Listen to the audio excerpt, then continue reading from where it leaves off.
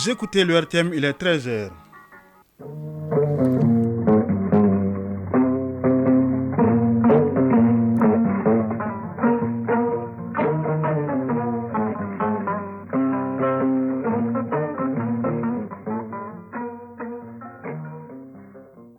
Le journal Siaka Konaté. Mali Actualité, deuxième édition, les titres. Les femmes ne vont jamais se dénier de leur mission régalienne et continueront de se battre pour y recouvrer l'intégrité du territoire national, assurance donnée par le directeur des informations et des relations publiques des armées, colonel-major Suleiman Dambélé, après les accrochages violents entre les femmes et les groupes terroristes dans les localités d'Inafarak et de Tizawaten. Afrique du Sud, l'ancien président Jacob Zuma a été exclu de l'ANC pour atteinte à l'intégrité et à la réputation du parti. Sport avec les Jeux Olympiques Paris 2024. Dans les tournois de football, le Mali joue ce soir contre le Paraguay pour le compte de la troisième et dernière journée de match de poule dans le groupe D. Les Aigles U23 doivent gagner obligatoirement pour se qualifier au prochain tour. En boxe, Fatmata Marine Kamara a été battue par une boxeuse turque. La chronique Initiative citoyenne porte sur l'association RSO qui a pour credo la consolidation des foyers et la réduction des divorces dans notre pays. Mesdames et messieurs, bonjour, bienvenue dans cette édition mise en onde par Almata Ouattara. Situation sécuritaire dans le Grand Nord, les FAMA ont lancé une vaste opération de stabilisation dans le secteur de Dinafarak et de Tizawaten, dans la région de Kidal depuis quelques jours. Des accrochages violents ont eu lieu ces dernières 72 heures entre les FAMA et des terroristes venus de toutes parts. L'état-major général des armées rassure la population que cette épreuve renforce la détermination et l'engagement des FAMA à anéantir ces terroristes jusque dans leur dernier retranchement. Les opérations se poursuivent toujours sur le terrain et dans des conditions très difficiles. Explication avec le directeur des informations et des relations publiques des armées, le colonel-major Suleiman Dambélé. Nos forces ont quitté depuis le 19 à Kidal pour converger d'abord vers Inafarak. Et Inafarak, elles ont pris possession de cette localité pour continuer sur Bougueissa et après Bougueissa, Tinzawaten. C'est aux abords de Tinzawaten alors qu'elles ont reçu les premières attaques terroristes. Et avec cette attaque, alors les terroristes ont été mis en déroute et avec du recul, alors ils ont pu se coaliser, ils ont pu faire un mariage de circonstances en faisant appel aux autres groupes terroristes de la sous-région pour venir les appuyer. Avec la zone très montagneuse, alors on n'est pas à présent arrivé à faire une évaluation de la situation. Mais tout ce qu'il faut retenir, c'est qu'il y a eu des pertes en vies humaines et matérielles de part et d'autre. L'opération est en cours. Les FAMA ne vont jamais se dénier de leur mission régalienne, qui est de recouvrer l'intégralité du territoire national, mais aussi d'assurer la sécurisation des personnes et de leurs biens. Et les FAMA sont engagés à cet effet. Et les FAMA, malgré les vicissitudes, vont combattre jusqu'au dernier souffle. Nous n'allons jamais reculer. Notre mission, c'est d'assurer la sécurisation, la libre circulation des personnes et des biens, mais aussi de stabiliser ce pays. C'est la guerre informationnelle, c'est la guerre communicationnelle que notre pays subit, que les forces armées maliennes subissent depuis des années. Et il faudrait bien que la population comprenne que ce que ces forces, ce que ces médias qui sont en train de dénigrer nos forces, que la population malienne sache que c'est des tentatives de déstabilisation de notre pays. C'est des tentatives de dénigrement de notre armée qui est en train, depuis bientôt 2 à 3 ans, de monter en puissance. Alors si pendant 10 ans, ce que les forces internationales n'ont pas pu faire au Mali, et que pendant 2 ans, les forces armées maliennes sont en train d'abattre ce travail titanesque sur le terrain, il va de soi qu'il y ait des gens pour remettre en cause tout ce que les forces armées maliennes sont en train de faire. depuis que les opérations ont commencé, les populations ne cessent d'informer les forces armées maliennes sur les mouvements des forces terroristes, sur leurs sanctuaires, mais aussi sur leur logistique, leurs points de ravitaillement. Et c'est en cela que les forces armées maliennes se sont engagées à lutter contre les forces obscurantistes jusqu'à leur dernier retranchement. Restons au nord pour dire que les représentants des 4 communes de la région de Tombouctou sont en conclave pour échanger et discuter de leur plan de développement local, PDSEC, un plan qui prend en compte tous les services de base. Et c'est l'Agence de développement régional qui a conduit les travaux d'élaboration des documents sur le financement de l'UNICEF à travers l'ARDIL de Tombouctou, la correspondance d'Irissa Goulou Sissoko. En région de Tombouctou, les communes de Doukouria, Aribanou, Bouna et Tengerguef disposent désormais de leur PDSEC, programme de développement économique et social, grâce à l'agence de développement régional soutenue financièrement par l'UNICEF à travers l'ONG Ardil. Baba Wangara, secrétaire général du conseil régional de Tombouctou. Le PDSEC est la déclinaison des orientations stratégiques des différents outils de planification de la commune. Cet outil de planification et d'orientation à long terme et moyen terme vise l'objectif majeur de réduction des inégalités territoriales et de permettre à l'ensemble des habitants de la commune de bénéficier des services, des conditions et d'un cadre de vie de qualité. L'UNICEF sera toujours disponible dans l'élaboration des PDSEC des communes de la région pour leur permettre d'offrir des services de base aux populations. Kounidjou Dolo, représentant du bureau UNICEF Tombouctou. Notre grand souhait, monsieur le représentant du gouverneur l'a dit, que le prochain cycle, qui est sur fonds propres, vous arrivez à élaborer votre plan de développement. C'est ça qui est important, c'est ça l'autonomisation.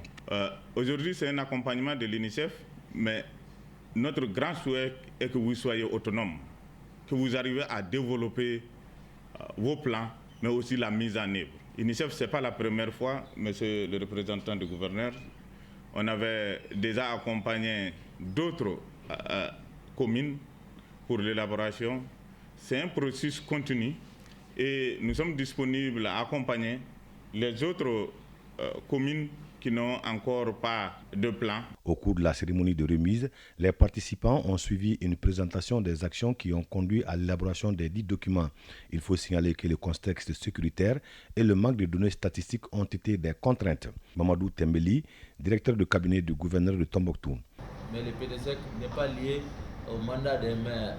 Donc c'est un document de travail de la collectivité.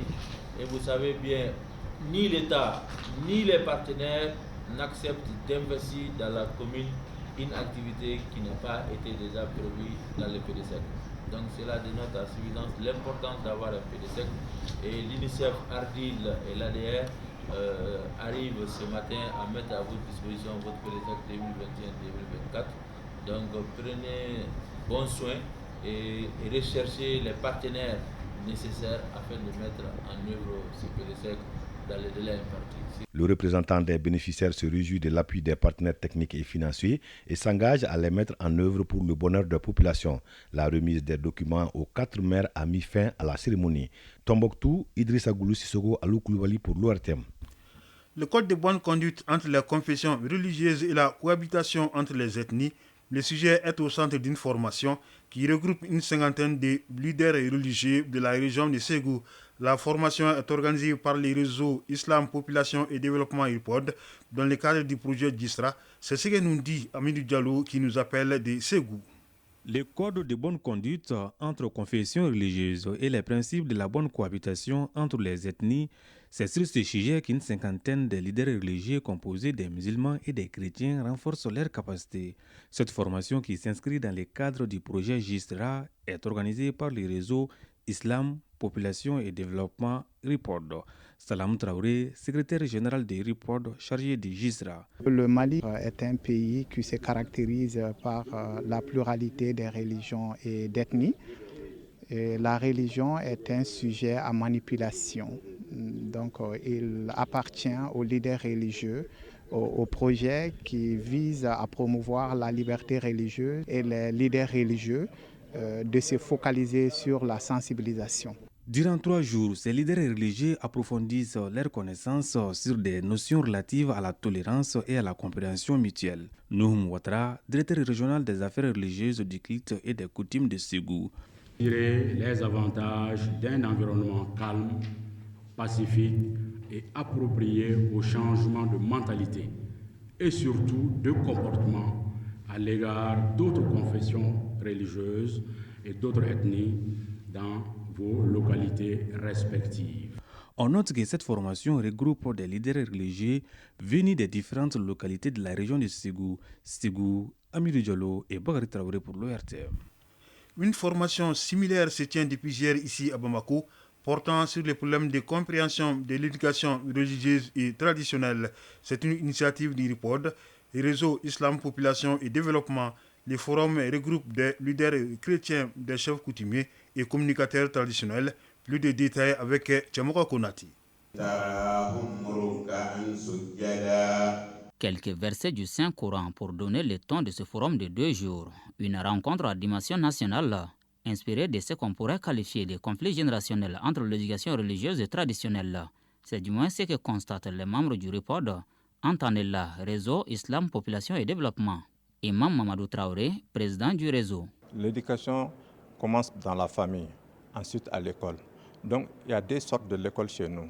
L'école médersa islamo-arabique et l'école classique qui est l'école française. Les gens pensent que ce que les enfants apprennent dans les écoles médersa ou dans les écoles françaises sont en porte-à-faux avec l'éducation familiale. C'est l'éducation familiale que nous appelons l'éducation traditionnelle. Ce que nous comprenons comme la tradition, c'est nos valeurs, c'est nos us, c'est nos coutumes. Il s'agira donc pour les participants de faire l'état des lieux des dérives avant de faire des propositions. Cette rencontre s'inscrit dans le cadre de la mise en œuvre des activités d'un centre d'écoute et de conseil, notamment destiné aux jeunes couples. Créé en 2022 à la grande mosquée de Daoudabougou par le RIPOD, ce centre a pour mission principale de traiter les cas de violence basés sur les genres, tels les causes de blessures volontaires et les mutilations génitales féminines.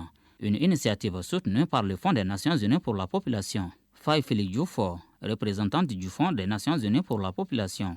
En effet, l'éducation traditionnelle malienne est basée sur la transmission des valeurs sociétales aux jeunes générations, tandis que celle religieuse est centrée sur l'acquisition des rudiments de sciences islamiques aux jeunes apprenants. L'objectif de ce forum organisé par le RIPOD à travers le centre ASIA, en collaboration avec l'UNFPA, est de se pencher sur le système éducatif au Mali. Dr Sekou Amadou Traoré, directeur national de la population. Nous osons espérer que le centre ASIA a pu quand même apporter sa petite pierre pour que la vie en société soit une vie harmonieuse.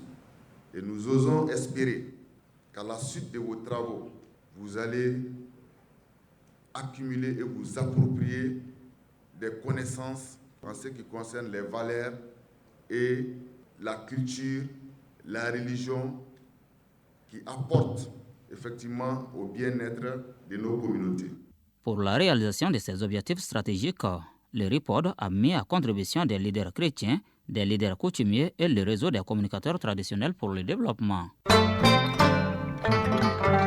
Le président du Conseil national de transition, le colonel Malik Diaw, est arrivé hier à Téhéran.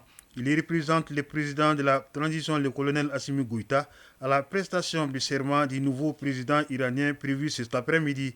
Avant la cérémonie proprement dite, le colonel Malik Diaw s'est rendu ce mardi matin au Parlement iranien pour un entretien avec son président Mohamed Bagher Ghalibaf.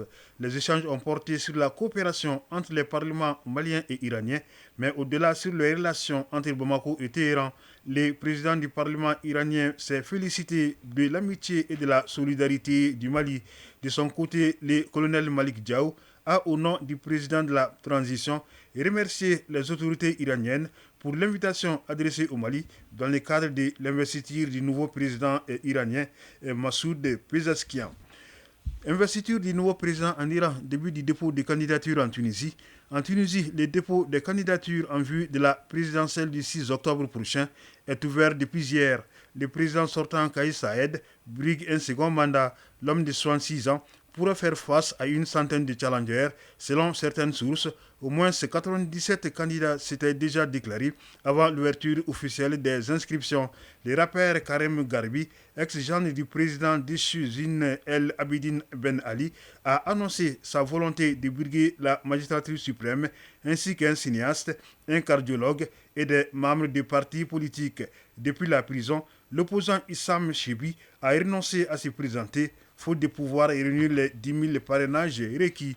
Manifestation post-électorale au Venezuela, des émeutes ont éclaté hier après l'annonce de la victoire du président sortant Nicolas Maduro, réélu dimanche dernier avec 51,2% des voix.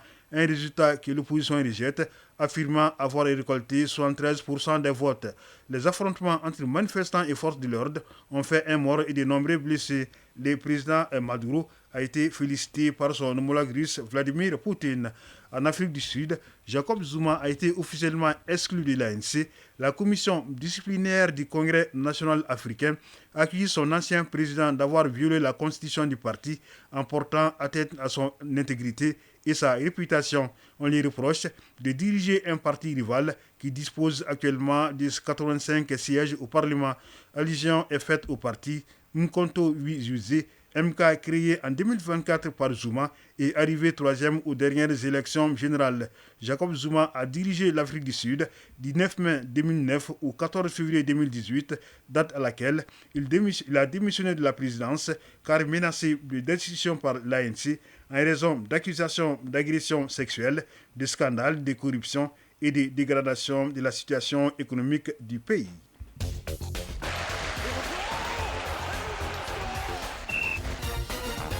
Nous entamons la page sport de cette édition présentée en direct par Siragatou Sissé. Siragatou, bonjour. Bonjour, Chaka Konati. Championnat national de handball, la 10e journée est en cours. Oui, la salle polyvalente du lycée sportif Ben Omassi va vibrer au rythme des matchs en série messieurs. Mamarasi de Kati AS Biton de Ségou, Devo Club de Mopti, Centre Omnisport de Missabougou, AS Commune 6 AS Police et Sigui de Kai, Centre Omnisport de Lefebougou.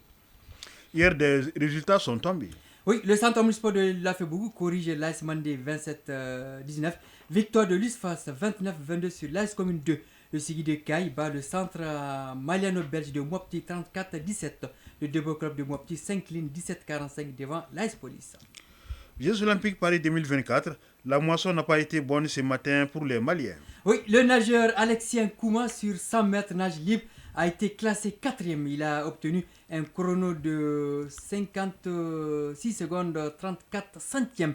La boxeuse Fatmata Marine Kamara a été éliminée dès son entrée en lice par la Turque dans la catégorie des moins de 57 kg. Tous les regards seront braqués ce soir à 19h temps universel sur le match Mali-Paraguay. Là, nous sommes en football. Les ex-espoirs doivent gagner à tout prix pour entrevoir les quarts de finale. On suivra la semaine prochaine la sortie des autres ambassadeurs. Aïchata Diabaté en 50 mètres nage libre le 3 août. Fodé Sissoko sur 200 mètres en athlétisme le 3 août. Et Ismaël Koulibaly en taekwondo dans la catégorie des moins de 80 kg. Ce sera le 9 août. Merci Siragatou Sissé pour cette page sport bien fournie. Initiative citoyenne. Le développement par nous-mêmes. L'association RSO ou la Maison du Bonheur est une jeune association qui a vu le jour en 2020. Elle est basée à Bakodji-Koronia en commune 5 du district de Bamako. Son credo, c'est la consolidation des foyers et la réduction des divorces dans notre pays.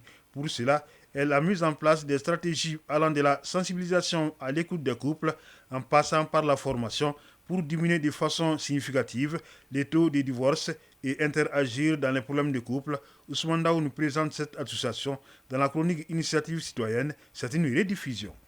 Créée il y a moins de 2 ans, l'association RSO ou la Maison du Bonheur en français s'est fixée comme objectif la consolidation des foyers et la diminution des divorces au Mali. Pour cela, elle a élaboré une stratégie qui consiste à sensibiliser, être à l'écoute, en mettant en place un cadre d'échange appelé Sibri Baro, autrement dit la causerie du samedi. Samake Fatoumata Traoré, présidente de l'association RSO.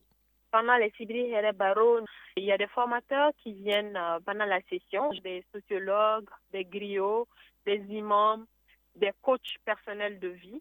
Ils viennent animer des thèmes spécifiques. Nous avons fait des micro-trottoirs pour sensibiliser déjà connaître l'avis de la population par rapport au mariage. L'activité de micro-trottoir s'appelle à cœur ouvert, visage masqué. Il y a des personnes qui interviennent et qui racontent des événements vécus, mais nous cachons leur visage, ils ne sont pas dévoilés. Nous avons aussi intervenu dans le couple de plus de 5 personnes pour interagir, essayer de résoudre les problèmes de conflits avec leurs partenaires, leurs conjoints. En plus de Sibiri Baro, elle a un programme de formation pour les jeunes qui ne sont pas encore mariés. Et aussi, elle est en contact permanent avec les couples en difficulté pour les former, les guider pour ne pas aller vers le divorce. Ce ne sont pas juste que nous intervenons, nous allons dire au monsieur, il faut arrêter, la femme, il faut arrêter. Non, nous faisons des formations même, nous les formons. Parce que nous avons des coachs qui ont des modules spécifiques qui forment au développement personnel même de la personne. Pour qu'on voie quelles sont nos erreurs même, qu'est-ce que nous pouvons corriger, qu'est-ce que nous pouvons améliorer. Nous avons un programme spécial pour la partie formation des jeunes avant le mariage. Là, nous allons prendre que des jeunes pour les former avant leur mariage. Malgré cette présence sur le terrain, les réticences souvent rencontrées et les difficultés liées au manque de financement pèsent sur le bon fonctionnement de l'association. Les difficultés que nous rencontrons principalement, c'est l'accès au financement, pouvoir subvenir aux charges de nos activités, pour pouvoir efficacement aider ces foyers-là qui viennent vers nous avec leurs problèmes, parce que nous avons des formateurs aussi que nous devons prendre en charge. Nous avons aussi ce petit problème-là de communication. Souvent, il y a des gens qui vont essayer de voir la chose d'une autre manière, faire comprendre le sens réel de l'activité et ce qu'on attend comme résultat de l'activité, souvent aussi sans quelques difficultés. Qu'à cela ne tienne, RSO ou la Maison du Bonheur entend impacter positivement pour fléchir la courbe du divorce au Mali. Samake Fatoumata Traoré, présidente de l'association RSO. Nous comptons réduire drastiquement le taux de divorce au Mali et tout le monde le sait, le taux augmente de jour en jour. Et là, l'association prévoit d'avoir des représentativités dans chaque région, dans chaque commune au Mali, être bien représenté et pouvoir impacter positivement et énormément dans la vie professionnelle et personnelle des citoyens maliens. Si on n'est pas épanoui personnellement dans la vie privée, dans le mariage, ça affecte forcément la vie professionnelle. Nous sommes juste à Bamako pour le moment. Mais nous ambitionnons d'être représentés dans les autres régions du Mali. L'association RSO reste tout de même convaincue que c'est ensemble qu'une solution sera trouvée au phénomène du divorce dans notre pays. C'est donc la fin de cette édition présentée par Siara Konati avec la collaboration d'Ousmane Dao pour la réalisation, d'Alimata Ouattara pour la mise en onde, de Mohamed Koulibaly pour la mise en ligne. Une édition à retrouver sur www.ortem.ml. Restez à l'écoute pour pouvoir suivre les avis et communiquer avec Kani Keita. Merci de nous avoir suivis et bonne écoute radiophonique.